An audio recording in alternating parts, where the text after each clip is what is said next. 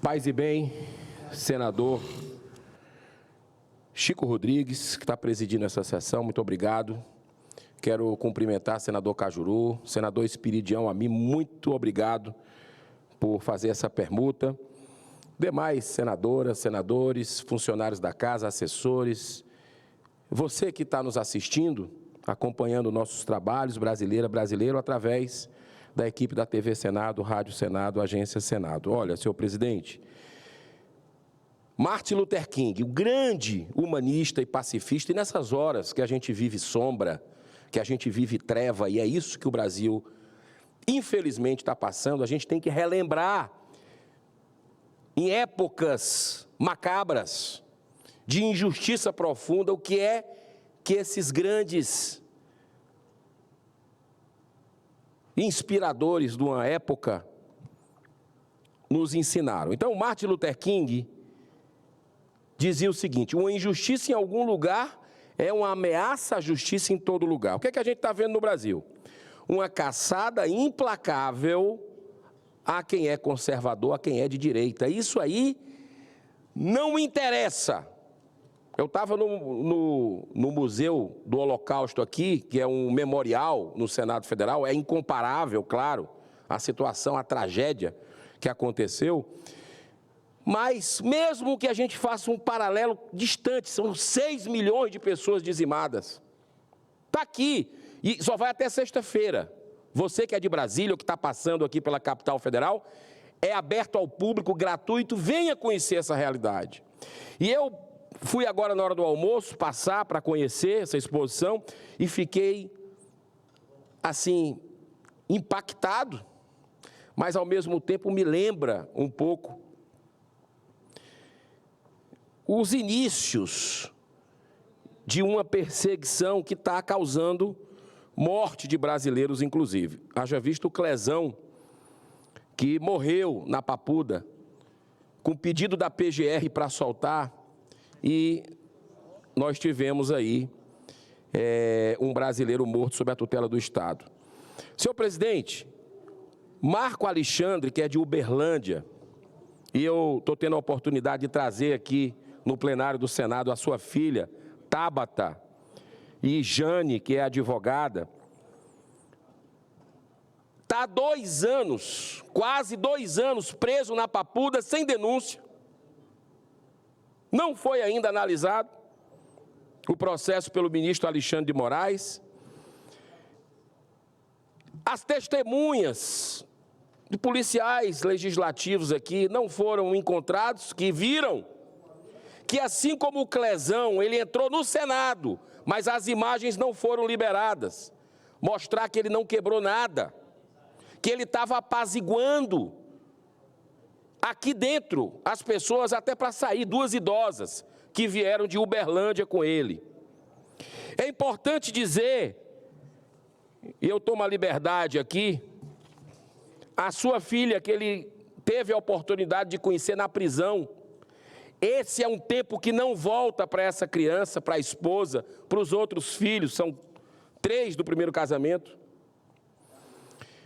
Um homem que nunca teve passagem, nenhum tipo de problema com a polícia, muito pelo contrário, ele é um servidor da polícia, e veio conter, naquela movimentação que teve, bomba, acontecendo bomba, entrou para proteger as pessoas e não quebrou. 0 de passagem pela polícia, e eu fico aqui muito preocupado com a sanha de perseguição que está acontecendo, sem poupar pessoas que nem arma tinham, dizendo que deram golpe de Estado. Enquanto o próprio ministro da Defesa do governo Lula, atenção Brasil, o próprio ministro da Defesa, Múcio, afirma na imprensa do Brasil inteira, já afirmou, já ratificou, que não houve golpe no dia 8 de janeiro, desmonta essa tese. A Defensoria Pública da União hoje, ou seja, está começando a vir gente a partir de reflexão, do bom senso, da lógica, trazer a realidade para o brasileiro, já que o mundo vai perceber, já está começando a despertar com relação à perseguição aqui, à intimidação política, com fins políticos, a partir de um alinhamento do governo Lula com o STF, alguns ministros do STF, a Defensoria Pública, olha aqui o que é que disse hoje, aponta crime impossível e generalização de denúncias do 8 de janeiro, a Defensoria Pública da União. Quer mais? A Defensoria Pública vai além.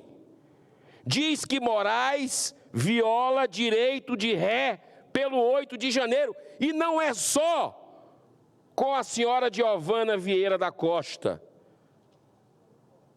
A gente sabe que está acontecendo com milhares de brasileiros. Como se não bastasse isso, e sobra para todo mundo, um dos veículos de comunicação independentes, que coloca os dois lados, hoje no Brasil, porque muitos chamados tradicionais só fazem colocar uma narrativa desse regime ditatorial hoje vigente na nossa nação.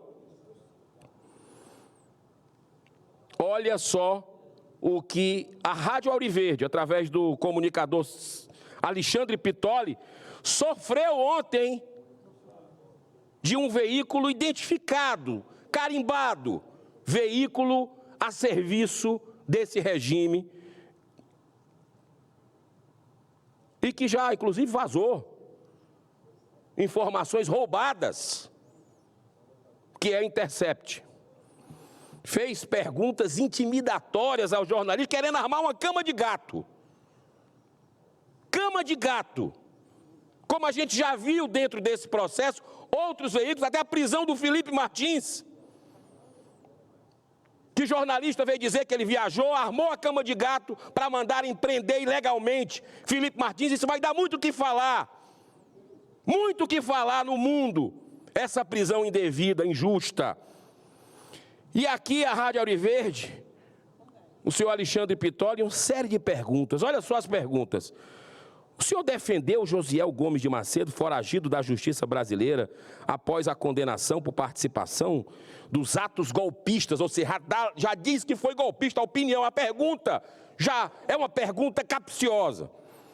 Atacou o trabalho da imprensa, no caso o repórter do Intercept, incluindo declarações do diretor de que o repórter assinou a reportagem, lhe despertava instintos primitivos. Detalhe, esse repórter foi à Argentina para, segundo está na matéria aí, fazer o que, entregar de bandeja dos brasileiros exilados, porque são presos políticos, e que no desespero foram buscar asilo devido às injustiças no país, e o repórter vai na Argentina atrás dos brasileiros, fazer um trabalho a serviço de quem? A quem interessa essa perseguição implacável, covarde, que nós estamos vendo no Brasil, contra pessoas que não tiveram passagem pela polícia? Aí vem mais perguntas, senhor presidente. Após essas afirmações, o Intercept faz uma série de perguntas de má-fé, como: há alguma relação da emissora com grupos que prestam apoio aos foragidos da justiça brasileira, como a Associação de Famílias e Vítimas de 8 de Janeiro ou o Instituto Gritos de Liberdade? Olha, com todo respeito, lá vem a boca para falar da ASFAV. Associação das Vítimas do 8 de Janeiro. A história vai mostrar. Associação séria, que presta serviço às famílias que estão com seus presos políticos, como está na papuda até hoje. O senhor Marco Alexandre, de Uberlândia, 2 anos, ele que veio se entregar, senador Espiridião Amin, veio se entregar espontaneamente, porque ele voltou para Uberlândia.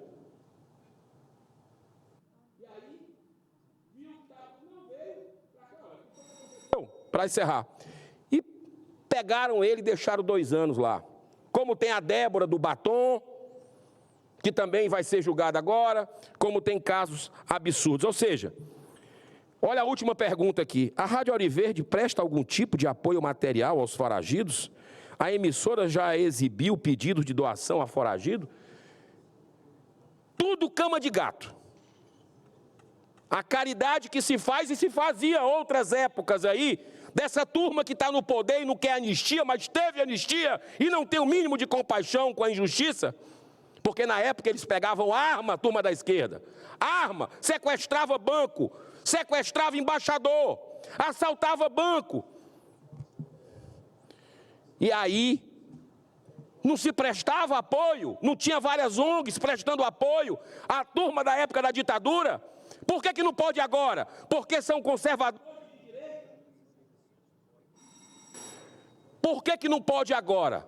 Porque são conservadores de direita, mas na época podia prestar socorro às vítimas que tiveram suas vidas interrompidas da família. Muitas vezes o trabalhador, o empreendedor que levava o dinheiro para casa, está com a vida devastada por essa perseguição política de um tribunal político que nem sequer deveria estar julgando isso. Cadê a dupla jurisdição? Muitos sem defesa, sem um contraditório, sem acesso aos autos, um copiar e colou de denúncia. Que vergonha, que vergonha. Senhor presidente, muito obrigado pela tolerância, peço desculpa aos colegas pelo desabafo, mas o tempo vai mostrar, e eu vou estar aqui, em nome de Jesus, mostrando, combatendo o bom combate pelo que é correto. Muito obrigado.